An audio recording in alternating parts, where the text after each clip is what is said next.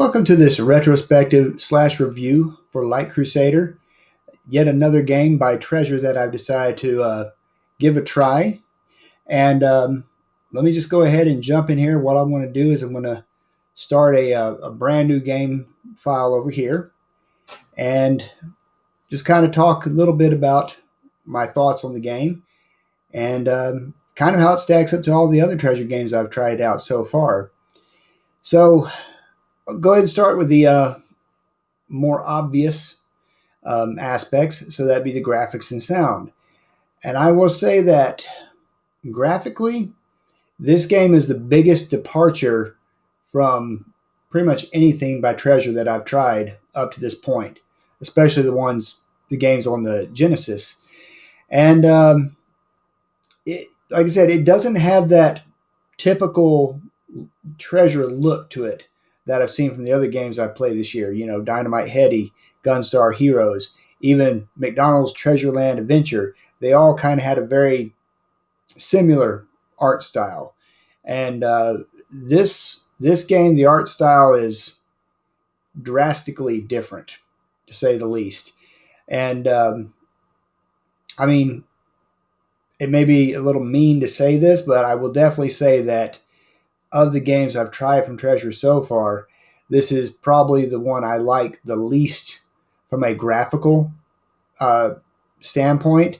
It's just, I don't know, it doesn't have the same colorful, panache that all the other games have. And, that's definitely a drawback for sure. The sound is actually, I would say, adequate. It's not. I'm not going to say it's bad, but it's also not exactly memorable. I can't really remember any time there was, any music or anything in the background that I thought was, just grating and something I just didn't want to hear. So I never can't say I ran across that in my playing of the game. It's just not anything that is going to stick with you, I think, long term. It's just not that kind of game, to say the least, from an audio perspective. Now, the game itself, from a gameplay perspective, it's the best word I think I could describe it is clunky. It's a very clunky game, and I'm not against isometric, viewpoints. I actually do like a lot of isometric games, but this one, they try to throw in a lot of platforming and puzzle elements that just don't work, at least in my opinion, compared to, normal type games. So let me go ahead and preface when I say normal type games of this type of genre. So this is definitely very much a Zelda type action adventure type game. I mean, it's very similar to pretty much almost everything. Like, instead of hearts, you have the little life circles there in the top left hand corner. You have magic, which is basically how many elements that you picked up, basically. So there's not any actual, say, RPG elements like, getting levels and things of that nature. So, I mean, it does have, the monetary aspect, but you could say the same thing for, say, Zelda, basically. So definitely very similar to a Zelda type game when it comes to the genre and the type of game it is. But one of the big things that stands out, and it does come to the isometric viewpoint, is that this game has a lot of these puzzles where you're pushing things around. And in an overhead Zelda game, that works fine because it's overhead. It's not slanted like this one is. And this game is very touchy about some of the pushing controls and whatnot. And it just, because of the viewpoint and whatnot, I wouldn't exactly call it difficult, but it was just not exactly fun either. And I guess at the end of the day, that's really what it boils down to, is the game fun. And I don't really see much of any replay value to this game, if we're being honest. I mean, now that I've played through it, and to be fair, playing on retro achievements, it gives you a good reason to play the game. But at the same time, there's almost no reason to replay it after you've gotten all the um, achievements. And well, that's what I've done basically. So it's very it's a one note game basically. Once you play through it once, you're not going to really want to play through it again. Sorry, had to let my dog out. She was starting to get a little bit on the growly side. But anyway, so the game itself has very limited replayability. Another thing, if you notice, just like with me attacking these goblins right now, I have a very limited attack arc, and it's extremely noticeable how it's like, oh, I got a sword, but you don't have very good range on said sword. And so the best way to attack is to kind of do what I'm doing right now, is just hit and run attacks, and it just basically adds to the clunkiness feeling of the game. And a lot of these creatures, even when you do get upgraded weapons and armor and whatnot, the upgrades don't feel very substantial. Like, I don't know, just like the swords basically is like, oh, it's a little bit more strong than the last sword you had, but it's still going to take 3 hits to kill the enemy for say, like a standard slime or something.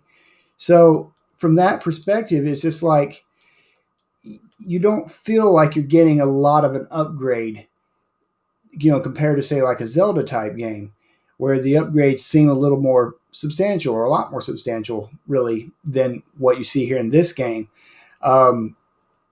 Another thing for the graphic perspective is, visually, you don't see the different armors you're putting on and whatnot. It just, you always look exactly the same, even though, well, let me pull it up real quick. Let's see here. There's 8 swords and 5 armors and gauntlets. Now, I can understand why you wouldn't see much of a graphical change by putting on the different gauntlets, but even the different armor, when you put the armor on, there's no change in your appearance and whatnot. So the game is very plain in that aspect. But at the same time, it's not a hard game. Like what I did here, like just killing these slimes in this area. Anytime I needed to basically replenish my steak supply, I just run back and forth and kill the slimes until I get enough steak to pretty much go and tackle whatever I needed to tackle.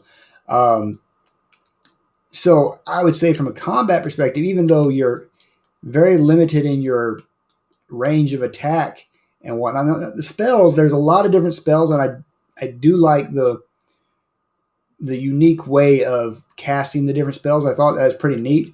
But at the end of the day, I really only felt like there's 2 spells that I actually even cared about using, and that would be Thunder and Shield. Everything else, and then, of course, Turn Undead, when I had to fight the skeletons that could only be killed with Turn Undead. Other than those 3 spells, I'd say the majority of them were pretty lackluster, to say the least, or they just didn't feel like they were worth investing in, really. So a neat idea, but at the end of the day, also kind of limited. The most frustrating aspect to this game wouldn't be the difficulty. It would just be the puzzles. And some of them were very obtuse, to say the least. And now I was able to figure out a lot of them. I really was. And there was only a handful of puzzles that I actually had to get in there and look up what exactly am I supposed to be doing here. But it did happen quite a bit. it just and a lot of the issues that I had with the puzzles wasn't that they were difficult. It was just that the isometric viewpoint just made doing them very difficult. In fact, I kind of had, and a lot of times I had the right idea. It's just a matter of moving around and positioning yourself that so that you don't accidentally hit something and it goes completely flying the other direction. It was just, I keep saying this over and over again, very clunky from a control perspective. And it just never really got any better. I don't know if I would say this would be my least favorite treasure game I played. Um, because, I mean, at the end of the day, like I said, it wasn't super difficult from a difficulty perspective, especially when taking on the bosses. I mean, some of them may be big damage sponges, for lack of a better word, but they weren't exactly, hard to beat. It just sometimes time consuming more than anything else.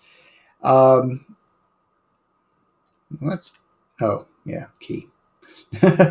So I don't know. It's just the game had a lot of potential, I suppose, is the best way of saying it. But at the end of the day, it seems like a very average game, and nothing really stands out. It's not as difficult as, say, Dynamite Headdy, which was just absolutely insane on its difficulty level. But it's also not memorable either. Now, having said that, I mean, the price to play this on Steam, and I say this quite a bit, it's only 99 cents. Almost all these Genesis games are only 99 cents on Steam. I think there's only like a few, mostly Sonic games, that might be more than 99 cents, but the majority of them are exactly that, just 99 cents, very cheap. Is it worth playing for 99 cents? Yeah, I don't think it's a bad game, especially for that price. It's actually pretty decent, but you're only going to play through it once, and after you play through it, I don't see any reason to come back and play it ever again. I really don't. Um, it's basically just an average game. It's not going to, other than the puzzles, it's not going to really give you a lot of challenge either. So, from that perspective, I mean, some people may consider that a bit of a.